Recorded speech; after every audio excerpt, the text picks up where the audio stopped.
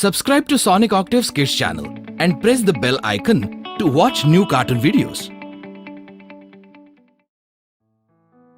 The name of the story is Miracle of the Snow Yogi. This story goes back to about 300 years ago. There was a village called Songmo at the foothills of Himalayas. There was a forest near the village. In that village, at the outskirts of the jungle, there lived an old poor man by name Phunsukh with his wife Pema in a small house.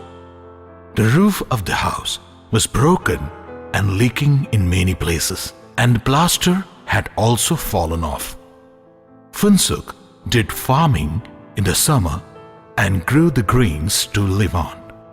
In the winter, Phunsukh and Pema made woolen winter clothes and sold them in the Songmo market and brought the necessities for the winter season. Phunsukh had to pass through the jungle to go to the Songmo market. In the jungle, at a particular place, there was a statue of some godly figure. People of Songmo called it the statue of the Snow Yogi. It was a common belief that Snow Yogi did a lot of yogic meditation there and that his soul still wanders around that place. That Snow Yogi had a bell in his one hand and an umbrella in the other. Many of the Songmo residents shared with each other that they had heard the bell ringing on many occasions. That's why villagers tried to avoid going in the jungle. Once, just before the winter, both Phunsukh and Pema made a lot of beautiful woolen clothes to sell in the Songmo market for the winter season. After they finished their work, Pema said to Phunsukh, "Oh dear, now that we are ready with the clothes, why don't you go to Songmo market tomorrow, sell these clothes and bring the necessities which would help us get through this winter. And remember to go and pray to Snow Yogi on your way to Songmo market. Pray to him to bless us for our well-being."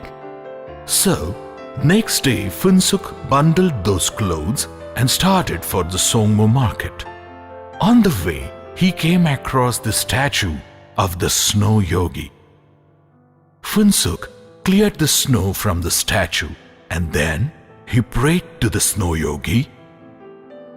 "Oh, revered Snow Yogi, please bless us with your grace.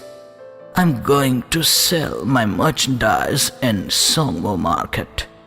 I seek your blessings so that I would be able to sell these clothes and get enough necessities for us to get through this winter." Phunsukh moved on to go to the Songmo market. By the time he reached the market, people had already started trading. In those days, people used to exchange the goods under the barter system, which meant instead of the money, people used to exchange the material by agreeing to a value based on their common understanding. Phunsukh also set up his trading post and tried his best to sell the woolen clothes that he and Pema made for that winter. But for some reason, he was not able to sell anything that day. The evening had set in, and it was going to be dark soon. It had started snowing as well. The market was about to get closed.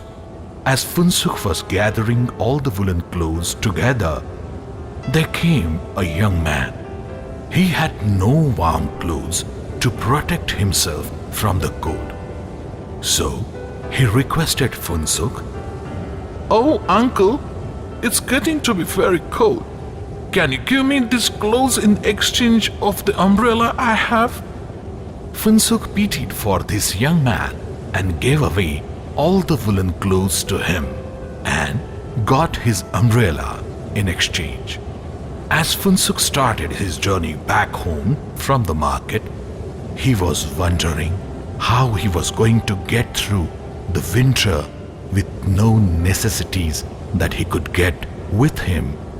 While pondering on this thought, he came to the statue of the snow yogi. He saw that the statue was almost fully covered with the snow.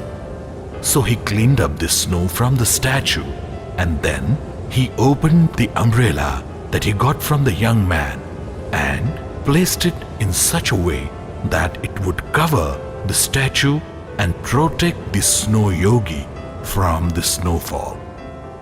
He then prayed to the snow yogi and returned home. As he got home, Pema was surprised not to see any necessities that she was expecting Funsuk to bring it from the market.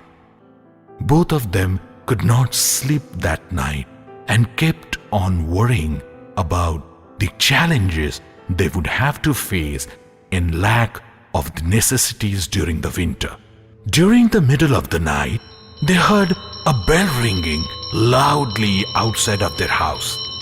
They also heard the loud sound of footsteps along with it. Both of them got really scared and they hid under the blanket and did not speak even a word. Next morning, they opened the door. They were really scared and did not know what to expect. But they were very, very surprised to see a lot of produce, grains, clothes, and other necessities neatly kept outside of their house. They were also very surprised to see that their roof was fixed properly. They also saw the footprints on the snow going towards the jungle. Both of them followed those footprints. They were very surprised to see that those footprints led them to the statue of Snow Yogi, and they ended there. Now they realized that all this miracle that they were witnessing was because of the Snow Yogi. Realizing this, they humbly prayed to the Snow Yogi and thanked him in reverence for the blessings and abundance that the Snow Yogi brought into their lives. So, the moral of the story is, if you sow one seed, God returns the act with plenty of fruits. So if you keep on sowing the seeds of good deeds and keep the faith in the miracle of Almighty, you will be blessed with the abundance in life